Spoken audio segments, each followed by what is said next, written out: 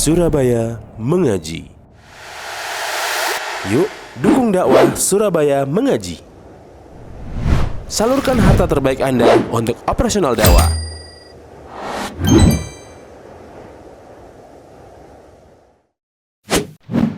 SM Store, amanah dalam muamalah. Bismillahirrahmanirrahim. Assalamualaikum warahmatullahi wabarakatuh. Alhamdulillahilladzi arsala rasulahu bil huda wa dinil haq liyudhhirahu 'ala dini kullihi wa kafa billahi shahida. Asyhadu an la ilaha illallah wahdahu la syarika lah, asyhadu anna Muhammadan 'abduhu wa rasuluh. Allahumma salli wa sallim wa barik wa an'im ala nabiyyina Muhammadin wa ala alihi wa sahbihi wa man tabi'ahum bi ihsanin ila yaumil qiyamah, amma ba'd. Nah, kita lanjutkan kembali pembacaan kitab At-Tauhidul Muyassar. Dan sekarang kita sampai pada bab At-Tanjimu. At-Tanjim. Apa yang dimaksud dengan At-Tanjim? Ta'rifuhu, pengertiannya lughatan secara bahasa. Masdaru najjama. Masdar dari kata najjama yunajjimu tanjiman. Najjama. Ai ta'allama ilman nujumi. Ai yaitu ta'allama, belajar, ilman nujumi, ilmu nujum. Ilmu nujum. Nujum itu jamak untuk kata najmun yang artinya bintang. Nanti disebutkan tentang pembagian ilmu nujum atau ilmu perbintangan ini ada dua. Au i'taqada ta'tsiran nujum, atau meyakini pengaruh-pengaruh yang dihasilkan dari bintang-bintang. Pengaruh-pengaruh yang dihasilkan dari bintang-bintang. Ini secara bahasa ya.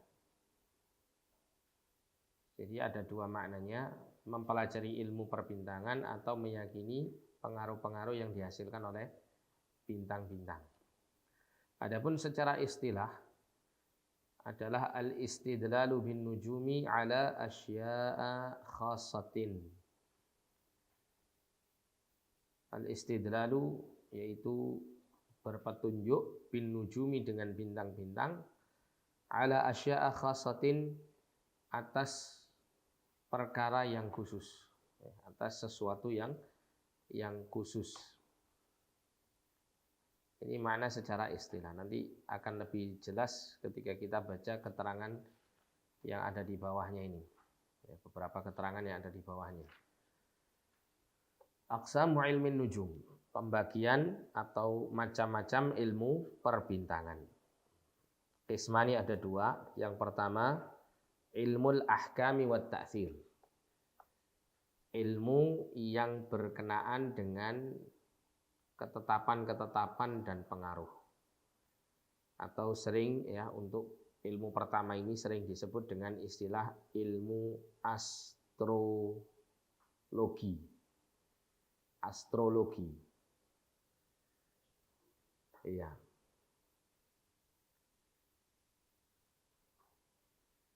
Yang kedua, ilmul asbabi wat tasyir. Ilmu yang membicarakan tentang sebab-sebab dan peredaran. Atau ini juga sering disebut dengan istilah ilmu astronomi. Astronomi. Ya, pernah dengar ya dua istilah ini ya. Ada astronomi, ada astrologi. Apa bedanya astrologi sama astronomi? Kalau astronomi itu berbicara mengenai hal-hal yang berkaitan dengan bintang-bintang saja. Ya. Seperti ini adalah gugusan bintang ini, gitu ya. Kemudian biasa terbit dari arah selatan, utara, barat, atau timur, gitu. Kemudian berkaitan dengan garis orbit atau garis edar bintang-bintang atau benda-benda langit. Itu ilmu astronomi atau yang disebut di sini berkenaan dengan al-asbab wat tasyir. Tapi kalau ilmu astrologi itu adalah mempelajari peredaran bintang atau semacamnya, namun dengan keyakinan bahwa gugusan bintang-bintang tertentu bisa memberikan pengaruh dan ketentuan atau ketetapan yang akan terjadi di atas muka bumi. Seperti ada istilah dalam ilmu astrologi itu zodiak, ramalan bintang. Ramalan bintang. Jika seseorang itu terlahir di bulan Juli, Agustus gitu, maka dia adalah zodiaknya Leo. Nah, zodiak Leo. Jadi ada gugusan bintang yang disebut dengan Leo di atas langit. Yang kemudian ada nggak tahu ya dengan bagaimana gitu ya. Kaidah-kaidahnya mereka membuat ramalan-ramalan tertentu dari hasil penetapan zodiak tersebut dengan tanggal lahir seseorang atau bulan lahir seseorang. Termasuk juga menggambarkan bahwa orang yang terlahir di bulan tertentu dengan bintang atau zodiak tertentu itu karakter, ciri-ciri, sifatnya begini. Ya, kemudian dihasilkan dari itu apa ramalan-ramalan tentang masa depannya. Baik itu keberuntungan atau kesialan. Ya, tapi kadang-kadang yang seperti ini bukan ini ya, tidak mengikuti kaidah atau pakemnya gitu. Kadang-kadang juga ada orang itu yang memenuhi kolom zodiak itu biasanya dibuat-buat sendiri. Biasanya pakai bahasa-bahasa umum. Bahasa-bahasa umum. Kesehatan, jika Anda ya berolahraga dengan teratur pasti Anda sehat. Jadi bahasa-bahasanya umum gitu. Oh. Berarti kalau bintang ini itu harus banyak olahraga nanti. Banyak olahraga supaya jantung Anda sehat. Nah, mungkin kebetulan yang baca itu mungkin jantungnya lagi bermasalah. Oh iya ya, harusnya saya banyak berolahraga nanti. Bahasa-bahasanya begitu. Asmara, hati-hati dengan orang ketiga misalnya. Ya kan semua kan begitu. Bahasanya apa? Bahasa-bahasa umum. Ya, bahasa-bahasa umum. Jadi nggak mengikuti ketentuan ramalan bintang itu sendiri. Ada salah satu orang yang dulu bekerja di salah satu tabloid terkenal ya di Indonesia ini, di Surabaya. Itu orang cerita begitu. Jadi kolom-kolom ramalan bintang itu kadang-kadang diisi sendiri. Ya, sama yang redakturnya ini. Bukan mengikuti arahan seorang para tidak normal ini enggak, tapi ya diisi sendiri. Dan kalau kita perhatikan kadang begitu, kita temukan bahasa-bahasa yang sifatnya umum-umum seperti itu. Rezeki misalnya. Apa rezeki? Kira-kira gimana bahasanya kalau yang pernah Anda baca? Enggak, bahasanya enggak begitu biasanya. Seret gitu, wah sangat menakutkan itu bahasanya. Rezeki.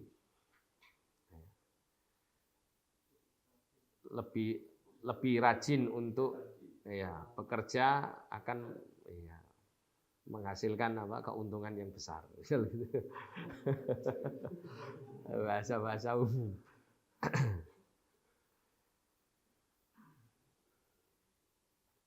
Nah, selanjutnya ilmu al-ahkami wa ta'thir. Nah, ini yang disebut dengan istilah apa tadi? Ilmu astrologi. Jangan keliru ya, ada astrologi, ada astronomi. Salah satu aksam, ada tiga jenis. Yang pertama, i'tiqadun annan nujuma fa'ilatun mu'athiratun. Meyakini bahwasanya bintang-bintang itu bisa benar-benar memberikan pengaruh. Ai takhluqul hawaditha wasyurura. Bisa menciptakan segala peristiwa-peristiwa dan keburukan-keburukan di atas muka bumi. Maka ini fahadha syirkun akbar. Ini benar-benar apa? Syirik besar. Ada sebagian agama itu yang menyembah bintang-bintang. Sejak zaman dahulu, sejak zaman para nabi-nabi terdahulu ada di kalangan manusia itu yang memiliki keyakinan bahwa bintang-bintang itu bisa memberikan pengaruh kepada segala peristiwa yang ada di atas muka bumi, termasuk nasib seseorang. Sehingga mereka menyembah dan mengagungkan bintang-bintang ini. Ini syirik besar. Yang kedua, ja'alaha sababan yadda'i bihi ilmal ghaib. Jadi seseorang menjadikan bintang-bintang itu sebagai sebab untuk dia mengaku dirinya mengerti ilmu yang gaib. Saya bisa membaca masa depan Anda hanya dengan melalui zodiak Anda. Zodiak Anda Libra. Masa depan Anda untuk rezeki lancar. Tapi asmara suram, misalnya gitu ya. Nah, ini fahadha kufrun akbar, ini kekufuran yang besar. Karena dia menempatkan dirinya sebagai tauhid yang mengakui bahwasanya dirinya mengetahui perkara yang gaib.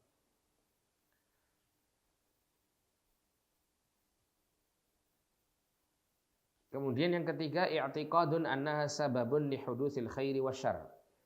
Meyakini bahwasanya bintang-bintang itu sebagai sebab ya untuk terjadinya kebaikan dan keburukan.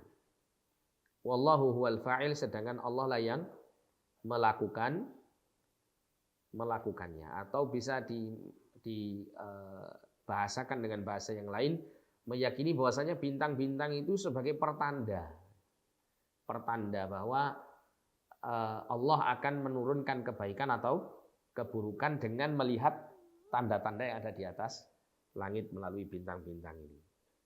Misalnya, kalau bintang gugusan bintang apa gitu ya, itu kalau terbit itu biasanya mendatangkan keberuntungan bagi orang-orang yang lahir di bulan tertentu misalnya. Tapi dia yakin bahwa bintang itu bukan yang menurunkan keberuntungan. Allah yang menurunkan keberuntungan. Cuman dengan sebab munculnya bintang itu mengisyaratkan bagi kita bahwa Allah kala itu menurunkan kebaikan bagi hamba-hamba tertentu. Maka hukum yang seperti ini muharramun, ini diharamkan. Wa syirkun asghar, dan termasuk bagian dari syirik kecil. Ya, syirik kecil yang berkenaan dengan hal-hal ini bisa tanpa disadari terkadang terjerumus ke dalam syirik besar. Ya. Ketika misalnya dikala dia ketika melihat tanda ya bintang tertentu itu muncul di langit, katakanlah itu merupakan tanda menurut dia adalah tanda kesialan, dia langsung menisbatkan kesialan itu kepada bintang itu. Wah, kalau bintang ini muncul berarti saya sedang sial. Ya. Lupa bahwasanya yang menentukan kesialan itu Allah. Itu bisa terjadi meskipun sebelumnya dia meyakini bahwa bintang-bintang itu hanya sekedar sebab atau isyarat, sedangkan Allah yang menurunkan kebaikan dan keburukannya. Jadi bisa saja mengarah kepada syirik besar tanpa disadari. Nah, 1, 2, 3 ini adalah terkandung dalam ilmu yang disebut dengan apa tadi? Astrologi, ilmu astrologi. Sehingga ilmu astrologi ini tidak bermanfaat sama sekali. Ya, tidak bermanfaat sama sekali.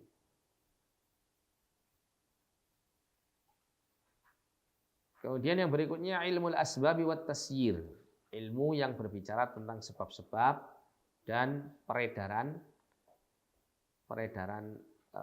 benda-benda di langit. Ini ada 2 qisman. Yang pertama al-istidlalu bi sayrin nujumi 'ala al-masalihid diniyah. Berpetunjuk dengan peredaran bintang-bintang untuk kemaslahatan agama. Fahadha matlub, maka ini adalah sesuatu yang dituntut. Maksudnya apa dituntut itu? Maksudnya ya demikian ini selayaknya belajar ilmu perbintangan itu tujuannya untuk mendatangkan kemaslahatan agama. Contohnya apa? Contohnya disebutkan di sini al-istidlalu bin nujumi fi ma'rifatil qiblah.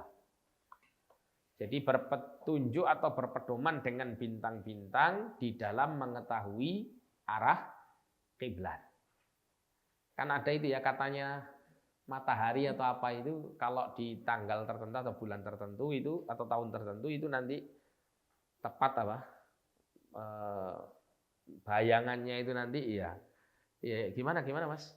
Penjelasannya saya lupa itu. Tepat di atas Ka'bah sehingga arah bayangan itu benar-benar menunjuk ke arah Ka'bah ya, tegak lurus dengan kiblat. Nah, kalau mempelajari hal seperti ini boleh. Ya. Mempelajari hal-hal yang seperti ini diperbolehkan untuk kemaslahatan agama. Kemudian yang kedua, al-istidlalu bin nujumi 'ala al-masalihid dunyawiyah. Berpetunjuk dengan bintang-bintang untuk kemaslahatan dunia. Ini ada dua jenis. Ya, bentuknya ada dua jenis. Yang pertama, al-istidlalu biha 'alal jihad. Berpedoman dengan bintang-bintang untuk menentukan arah. Ini arah timur, arah barat, arah selatan, arah utara. Terutama dikala Anda berada di tengah lautan atau di tengah padang pasir atau di tempat-tempat yang Anda tidak mengetahui arah yang tepat. Di situ ya, dengan berpedoman pada bintang-bintang maka Anda akan mengetahui arah yang benar. Ya, bagi orang-orang yang berada di atas kapal yang mungkin radarnya atau apa sekarang itu GPS ya, atau apalah itu misalnya rusak gitu ya, tentu akan membutuhkan ilmu semacam ini. Atau para nelayan yang mereka itu tidak menggunakan alat-alat canggih untuk menentukan arah, nah mereka bisa menggunakan bintang-bintang untuk mengetahui arah. Seperti orang-orang terdahulu ketika mereka sedang berlayar, ya, mereka akan melihat bintang-bintang dan mengetahui arah timur, barat, selatan, utara itu yang mana melalui bintang-bintang ini. Fahadha jaiz, maka ini hukumnya boleh. Hukumnya boleh, artinya mubah ya, tidak berdosa, tidak diharamkan. Kemudian al-istidlalu biha 'alal fusul, berpedoman dengan bintang untuk mengetahui al-fusul, mengetahui musim-musim. Ya, terkadang kalau bintang tertentu itu terbit, berarti ini menunjukkan mulai datang musim dingin misalnya gitu, atau musim gugur atau musim-musim yang lain. Maka as-sahih yang benar adalah adamul karaha. Ya, as-sahihu fihi adamul karaha. Yang benar dalam permasalahan ini adalah tidak dibenci, tidak makruh hukumnya. Dikatakan as-sahih fihi adamul karaha berarti di sini ada pendapat yang lain mengatakan bahwa ini makruh. Kenapa kok dikatakan makruh? Kira-kira apa penyebabnya?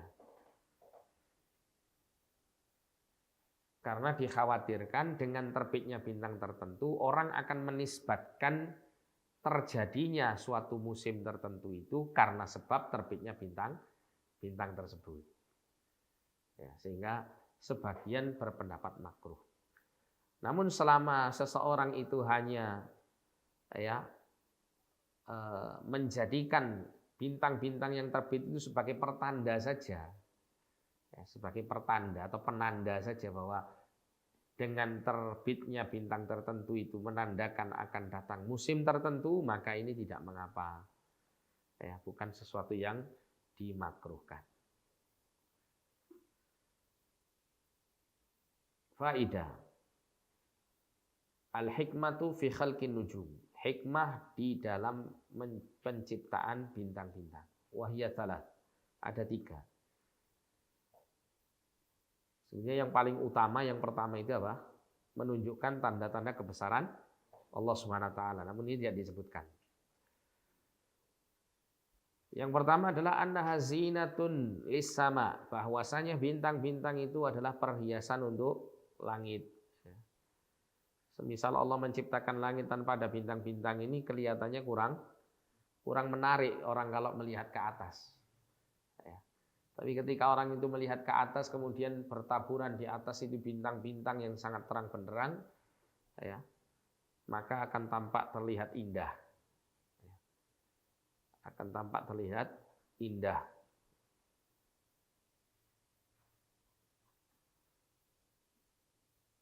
Di antara dalil yang menunjukkan akan hal ini adalah di dalam Quran surat Al-Mulk.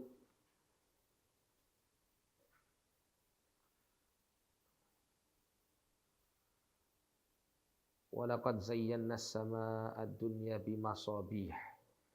Ayat keberapa? Kelima ya. Sungguh kami telah menghiasi langit dunia itu dengan al-masabih, dengan lampu-lampu. Maksudnya apa? Dengan bintang-bintang yang mengeluarkan cahaya. Jadi dengan kita melihat langit itu dipenuhi dengan bintang-bintang yang indah, maka tampak ya langit itu terlihat sangat bagus. Kemudian yang kedua, warujumun lisyayatin, sebagai pelontar untuk syaitan-syaitan. Dalam ayat tadi itu ada kelanjutannya. Walaqad zayyana as-samaa'a ad-dunya bimasabiha wa ja'alnaha rujuman lisyayatin. Wa ja'alnaha rujuman lisyayatin, dan kami menjadikan bintang-bintang itu rujum, pelontar untuk syaitan. Ketika syaitan ini sedang berusaha untuk mencari berita dari langit. Jadi Allah itu ketika menakdirkan sesuatu, akan melakukan atau menciptakan sesuatu hal, Allah itu mengabarkan kepada para malaikat di langit bahwa nanti akan terjadi demikian, demikian, demikian. Nah, setelah para malaikat menerima informasi itu, maka satu dengan yang lain akan saling membicarakan di langit ini. Mulai dari langit yang tinggi sampai langit yang paling rendah itu berbicara, membicarakan informasi tersebut. Nah, para syaitan itu mereka bertumpuk-tumpuk seperti dalam hadis ini diterangkan, mereka berusaha untuk bertumpuk-tumpuk mungkin seperti panjat pinang gitu ya. Mereka itu saling bertumpuk-tumpuk sampai berada di tempat di langit dunia. Dikala itu kemudian mereka mendengarkan berita dari para malaikat yang berbicara tentang hal itu, tentang apa yang akan terjadi di muka bumi. Nah, disitulah kemudian syaitan membawa berita tersebut kepada para wali-walinya, yaitu para dukun dan para tidak normal, gitu ya. Namun dibumbui dengan 100 kedustaan, sehingga sulit untuk dipastikan mana yang benar dan mana yang tidak benar.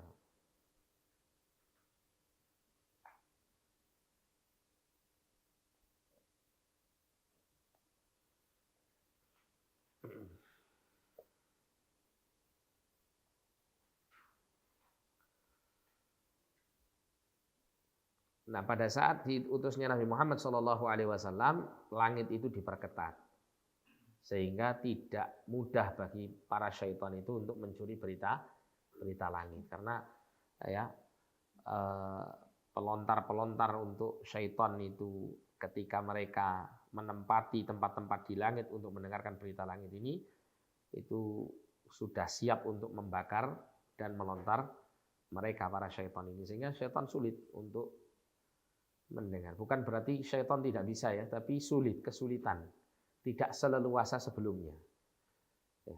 Tidak seleluasa sebelumnya. Oleh karena itu mungkin kita mendengar di sejarah itu para peramal di masa-masa dahulu itu kan jumlahnya lebih banyak tentunya daripada di masa sekarang. Dan ramalannya mungkin kita melihat di sejarah itu banyak yang mencocoki kebenaran. Ini dikarenakan apa? Di masa sebelum diutusnya Rasulullah SAW, peramal-peramal ini banyak mendapat berita-berita tersebut. Kalau antum baca di dalam Fiqhus Sirah Fiqhus Sirah karya Syekh Zaid Abdul Karim Az-Zaidi itu kalau tidak salah namanya.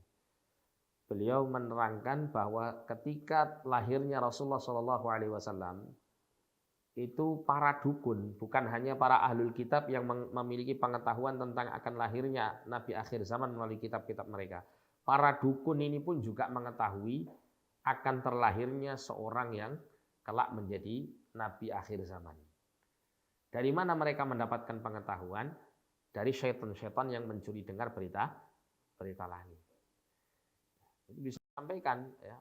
Para peramal dukun-dukun di masa jahiliyah itu menyampaikan bahwa tahun-tahun itu akan terlahir orang yang kelak akan diutus menjadi seorang nabi atau utusan akhir zaman atau orang yang kelak menjadi orang yang besar namanya. Itu diketahui oleh para dukun melalui berita-berita yang dicuri oleh syaitan kepada mereka. Kemudian juga pengakuan daripada jin. Anda baca dalam surah Al-Jin ayat 9 sampai 10, di situ Allah menceritakan tentang bagaimana jin-jin itu mencuri dengar berita langit. Anda bisa baca sendiri. Kemudian yang ketiga, wa alamatun yuhtada biha. Jadi bintang itu diciptakan hikmahnya atau tujuannya diantaranya adalah sebagai tanda-tanda untuk seseorang bisa mendapat petunjuk dengannya, terutama petunjuk arah. Sebagaimana ya Allah Subhanahu wa taala berfirman dalam surah An-Nahl. An-Nahl ayat yang ke-16.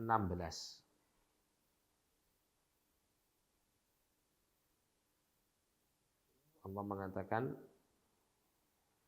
wa alamat ya, wa bin najmi hum yahtadun, wa bin najmi hum yahtadun, dan dengan bintang itulah mereka bisa mendapat petunjuk. Ya, mereka bisa mendapat petunjuk, maksudnya petunjuk arah. Karena sebelumnya Allah berfirman ya, wa alqa fil ardi rawasiya an tamida bikum wa anharan wa subulan la'allakum tahtadun. Dan dia menancapkan gunung di bumi agar bumi itu tidak goncang bersama kamu, dan dia menciptakan sungai-sungai dan jalan-jalan agar kamu mendapat petunjuk. Wa alamat, demikian pula Allah juga menciptakan tanda-tanda yang lain sebagai petunjuk jalan. Wa bin najmi hum yahtadun, dan dengan bintang pula mereka bisa mendapat petunjuk arah ini. Nah, ini diantara hikmah terutama yang Allah Ta'ala sampaikan dalam Al-Quran mengenai penciptaan bintang-bintang. Subhanakallahumma bihamdika asyhadu an la ilaha illa anta astaghfiruka wa atubu ilaik. Wa sallallahu ala nabiyyina Muhammadin wa ala alihi wa sahbihi wasallam. Wa akhiru da'wana alhamdulillahi rabbil alamin. Wa lakum minkum assalamu alaikum warahmatullahi wabarakatuh.